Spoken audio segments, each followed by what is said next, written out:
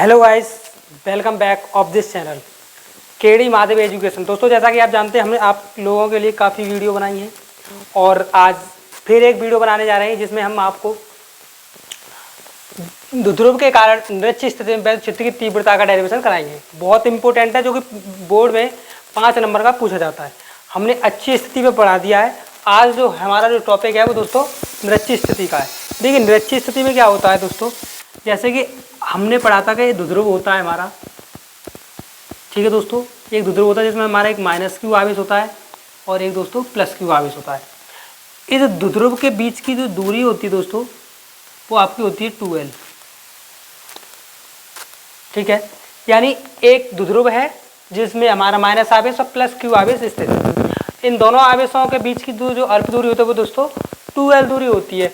अब इसके मध्य बिंदु से, इसके मध्य बिंदु O से स्मॉल r दूरी पर एक बिंदु दोस्तों आपका P स्थित है।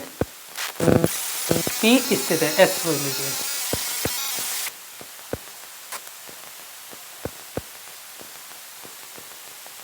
P स्थित है, ऐसे बना लीजिए,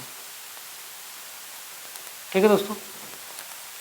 यानी यहां तक की जो दूरी है आपकी r है। यानी एक वैध ध्रुव है जिसमें माइनस क्यू और प्लस क्यू आवेश है। दोनों आवेशों के बीच की दूरी 2L है और यहां से स्मॉल r दूरी पर एक बिंदु P स्थित है जिस पर हमें वैध क्षेत्र की दोस्तों तीव्रता कैलकुलेट करनी है, ठीक है। जब हमें कैलकुलेट करनी है तो देखिए दोस्तों, हमने आपको बताया था कि माइनस क्यू आवेश के कारण तीव्रता माइनस आवेश के ओर होती है। इसकी जो डायरेक्शन होगी वो इधर होगी और प्लस क्यू आवेश के कारण तीव्रता ऊपर की ओर होती है, ठीक है दोस्तों। तो इसका जो यहाँ पर जो एंगल बनता है वो बनता है दोस्तों थीटा। अच्छा, ये थीटा क्या होता है, हम लोग जानते हैं कि यहाँ पर एक अगर समांतर रेखा खींची जाए इस प्रकार, तो और ये वाला अगर थोड़ा यहाँ से बढ़ा दिया तो ये भी समांतर रेखा है, तो इसमें यहाँ पे जो थीटा बनता है वो थीटा डबल हो जाता है। तो ये टोटल थीटा कितना आता है दोस्तों, 2 थीटा के इक्वल आता है, ठीक है।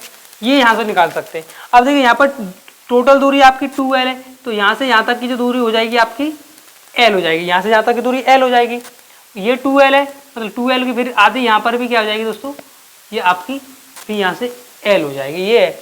अब देखिए, यहाँ से समझने का प्रयास कीजिए, जैसे कि इस प्रकार ये L है और ये आपकी R है, तो AVC, तो ये आधार हो गया, ये आपका लंब हो गया। कर्ण कैसे निकालते हैं, कर्ण निकालते हैं, कर्ण का स्क्वायर इजिकल टू आधार का स्क्वायर प्लस लंब का स्क्वायर। तो हमारा कर्ण तो हमारा निकालना ही है हमें,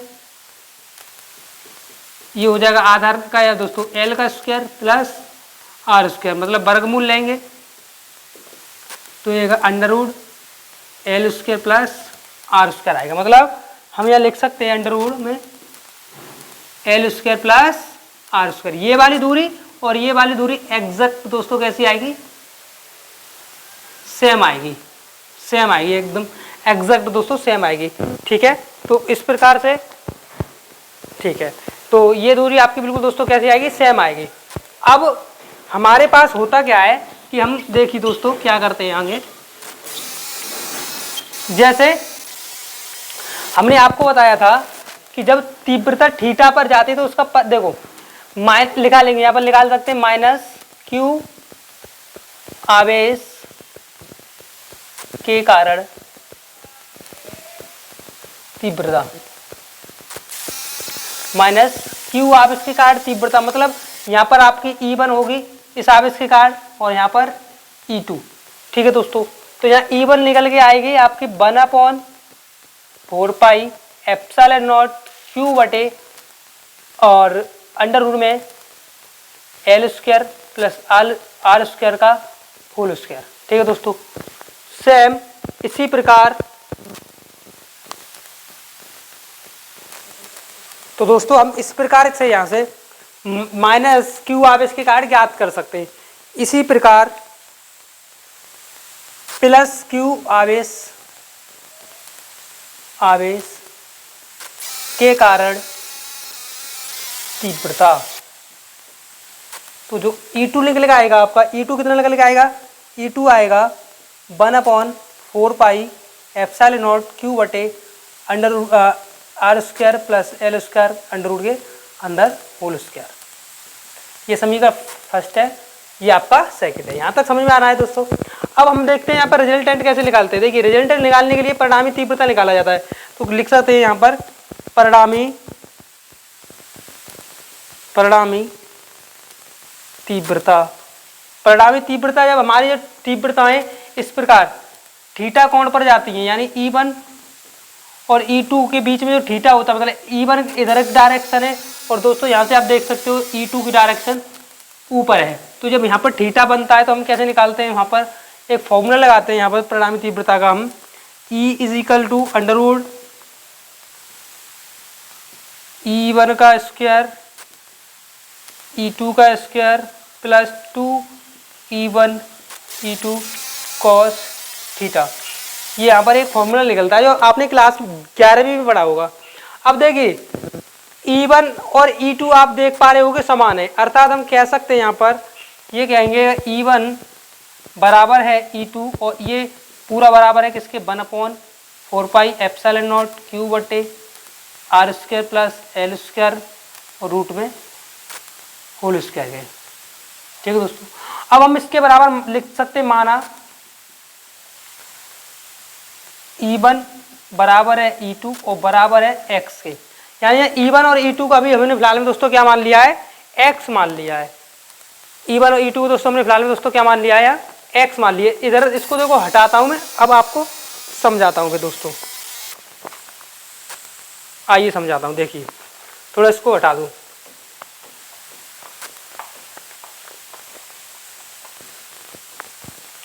ठीक है, अब देखिए इसको समझाते थे, तो समझाते क्या है कि फॉर्मूला होता है हमारा ये तो फॉर्मूला ही है दोस्तों। अब ये फॉर्मूला है तो क्या है, देखिए अंडरवुड हम लगाएंगे, ये अंडरवुड के अंदर लगाएंगे, E1 की वैल्यू भी x का स्क्वायर हो जाएगा यहाँ, प्लस E2 की वैल्यू भी x का स्क्वायर हो जाएगा यहाँ, plus formula 2 × x × cos theta की जगह कितना है 2 थीटा है दोस्तों, कॉर्नर पे देख सकते हो आप यहाँ। ठीक है, अब देखिए E = आएगा x² plus x² plus 2x² cos 2 theta. E = आएगा, देखिए x कितना हो जाएगा 2x² प्लस 2x जुड़ जाएगा cos 2 थीटा। अब यहाँ से हम कर सकते हैं, अंदर से यहाँ से x कॉमन ले सकते हैं बाहर,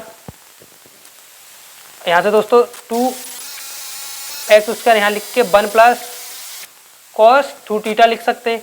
अब अब ये हमारा क्या है, x बाहर निकल जाएगा, अंदर क्या रह जाएगा 1 प्लस cos 2 थीटा, ये हमारा रह जाएगा। ठीक है दोस्तों, अब ये हमारा रह जाएगा तो क्या होगा, हम जानते हैं cos थीटा का फॉर्मूला होता है x अंडरवुड, यहाँ लगाएंगे 1 plus 2 cos square theta minus 1। cos 2 theta का फॉर्मूला होता है दोस्तों ये 2 cos स्क्वायर थीटा माइनस 1। -1 से ये -1 कट गया, यहाँ बन जाएगा x अंडरवुड में 2 का अंदर करेंगे क्या आ जाएगा 4 cos स्क्वायर 2 थीटा। अब यहाँ देखिए, अब ये दोनों वर्गमूल लेके ले आएंगे, यानी बनेगा आपका x 2x cos थीटा। यहाँ से देखो 4 का वर्गमूल 2 होता है, cos उसका थीटा का cos थीटा हो जाएगा। अब हम कर क्या सकते हैं, E = 2 × x बराबर हमने टोटल लेफ्ट माना था कि 1/4πε0 E = 2 1/4πε0 क्यू बटे R square plus L square का होल स्क्वायर, यही तो माना था। लेकिन cos थीटा का आपने फॉर्मूला पढ़ा है, लाल बट्टे कक्का से आप यहाँ निकाल सकते हो, लाल बट्टे कक्का, आधार बट्टे कड़। आधार बट्टे कड़ का मतलब हो गया, देखिए आधार ये हो गया, कड़ ये हो गया, यानी L बट्टे अंडरवुड में एल स्क्वायर प्लस ये आ जाएगा। ठीक है, अब देखिए ये बन जाएगा तुम्हारा, ये देखिए 2QL बन गया, मतलब कुल मिलाकर ये है 2QL बन गया। जब ये 2Q यहाँ लिखेंगे 1/4πε0 2QL की जगह होता है आपका P, तो यहाँ पर आप P लिखेंगे। अब देखिए मैं तुम्हें थोड़ा अलग से समझाने का प्रयास करूँगा इस पार्ट को। यहाँ स्क्वायर से ये रूट खत्म है, यहाँ रूट है, स्क्वायर से क्या खत्म हो जाएगा रूट। अब थोड़ा अगर दोस्तों आप थोड़ा समझने का प्रयास करें तो यहाँ देखिए आर स्क्वायर है, एल स्क्वायर है, और वहाँ पर क्या है रूट में है। यहाँ पर देखो R square plus L square का मतलब यह है कि यहाँ पर जो पावर है आपकी R square plus L square की पावर 1/2 हो जाती है, क्योंकि अंडर रूट। तो 1 और 1/2 का मतलब हो गया आधा, मतलब आर बन जाएगा कितना, आर स्क्वायर लिखते हैं, R square plus L square की पावर बन जाएगी तुम्हारी 3/2। अब हम क्या करते हैं, जो आर एल होती है आपकी बहुत छोटी होती है, लिखेंगे एल दूरी है लेस देन है लेस देन। जब एल दूरी छोटी है तो हमारे पास बचेगा तुम्हारा खाली आर स्क्वायर, और यहाँ बटे 3/2। यहाँ पर देखो जब यहाँ आर स्क्वायर बचेगा और यहाँ पावर बचेगी 3/2, तो यह इससे ये कट जाएगा, पूरा फाइनल फॉर्मूला निकल के आएगा 1/4πε0 P/r3। ये आपका पूरा सूत्र हो जाएगा दोस्तों। इस प्रकार आप इस डेरिवेशन को बड़ी आसानी से दोस्तों समझ सकते हैं। अगर कोई दिक्कत हो दोस्तों तो जरूर बताएं। धन्यवाद।